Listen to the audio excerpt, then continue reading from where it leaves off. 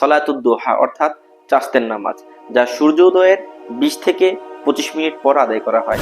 Number 6, 10 মিনিটের জন্য হলেও কোরআন তেলাওয়াত, ইসলামী নাশিদ বা ইসলামী লেকচার আপনাকে শুনতে হবে। ইন্নাল হামদুলিল্লাহ ওয়াসসালাতু ওয়াসসালামু আলা মান লা নাবিয়্যা আম্মা বাদ।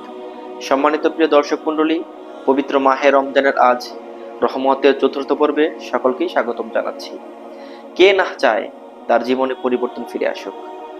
প্রত্যেকটা মানুষই চায় তার জীবনে পরিবর্তন ফিরে আসুক। আজকে আপনাদের মাঝে পবিত্র রমজান মাস উপলক্ষে আপনার জীবনকে পরিবর্তন করার চ্যালেঞ্জ নিয়ে আপনাদের সামনে কথা বলবো। প্রিয় দর্শক মণ্ডলী, এই নিয়ম অনুসারে যদি আপনার রমজানটা পার করতে পারেন, ইনশাআল্লাহ আপনার জীবনে বিশাল বড় একটি পরিবর্তন আসবে।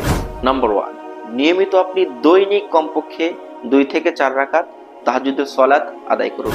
নাম্বার 2, যদি গোসল ফরজ হয়ে থাকে, ফজরের পূর্বে আপনার গোসল সেরে নিতে হবে। নাম্বার 3, উত্তম রূপে ওযু করে ফজরের 2 রাকাত সুন্নত আদায় করতে হবে। নাম্বার 4, সূর্য উদয়ের আগেই কিছুক্ষণ কোরআন তেলাওয়াত করতে হবে। যদি আপনি কোরআন তেলাওয়াত করতে না পারেন, তবে আপনাকে কোরআন তেলাওয়াত শুনতে হবে। নাম্বার 5, সালাতুদ দুহা অর্থাৎ চাস্তের নামাজ, যা সূর্য উদয়ের 20 থেকে 25 মিনিট পর আদায় করা হয়। নাম্বার 6, 10 মিনিটের জন্য হলেও কোরআন তেলাওয়াত, ইসলামী নাশিদ বা ইসলামী লেকচার আপনাকে শুনতে হবে। নাম্বার 7, এই রমজানের সময় মতো আপনাকে মসজিদে গিয়ে 5 ওয়াক্ত নামাজ জামাতের সহিত আদায় করতে হবে। বিশেষ করে মা বোনেরা আউয়াল ওয়াক্তে আমরা নামাজ পড়া সেরে নেব। নাম্বার 8, এই রমজানের প্রত্যেকটা রোজা শুদ্ধ করে আমরা রাখার চেষ্টা করব। ইনশাআল্লাহ একটা রোজাও যেন আমাদের কাজা না হয়, এদিক দিয়ে খুব সচেতন থাকতে হবে। নাম্বার 9, মাগরিবের নামাজের পর সূরাতুল ওয়াকিয়া তেলাওয়াত করতে হবে। এই সূরা ওয়াকিয়া তেলাওয়াত করার দ্বারা আল্লাহ তাআলা আপনাকে রিজিকের মধ্যে কখনো পিছিয়ে রাখবেন না এবং সর্বোচ্চ রিজিক আল্লাহ তাআলা আপনাকে দান করবেন। নাম্বার 10, প্রতি রাতে ঘুমানোর পূর্বে সূরাতুল মুলক তেলাওয়াত করতে হবে।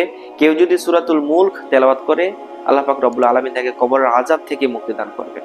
11 নাম্বার হলো প্রতি রাতে ঘুমানোর আগে সূরাতুল বাকারার শেষ 2 আয়াত তেলাওয়াত করতে হবে। 12 নাম্বার হলো প্রতি শুক্রবার জুম্মার দিন সূরা কাহফ আপনাকে তেলাওয়াত করতে হবে। কে যদি সূরাতুল কাহফ প্রতি শুক্রবার দিন তেলাওয়াত করে, আল্লাহ পাক রব্বুল আলামিন তাকে দাজ্জালের ফিতনা থেকে দূরে রাখবেন এবং তার ঈমান নিয়ে মৃত্যুবরণ হওয়ার তৌফিক দান হবে। 13 নাম্বার হলো আপনি সারা দিন যা কিছু করেছেন ঘুমানোর পূর্বে সকলকে দিল থেকে ক্ষমা করে দিতে হবে। আর যার মধ্যে ক্ষমার সিফত আছে, আল্লাহ পাক রব্বুল আলামিন তাকে অত্যন্ত বেশি ভালোবাসেন। 14 নম্বরের আমল হলো দিনে অন্তত 70 বার ইস্তিগফারের আমল করতে হবে, অর্থাৎ আস্তাগফিরুল্লাহ আস্তাগফিরুল্লাহ আস্তাগফিরুল্লাহ। প্রিয় দর্শক মণ্ডলী, অনেকেই ভাবছেন এই আমলগুলো কিভাবে করব, এত আমল, কিন্তু আপনি আমলগুলো নিয়মিত করেন, ইনশাআল্লাহ কিছুদিনের মধ্যেই আপনার কাছে অনেকটাই ইজি হয়ে আসবে। পুরো রমজান মাস জুড়ে যদি এই আমলগুলো আপনারা সুন্দরভাবে পালন করতে পারেন, ইনশাআল্লাহ রমজানের পরে বিশাল পরিবর্তন আপনার জীবনে ঘটবে।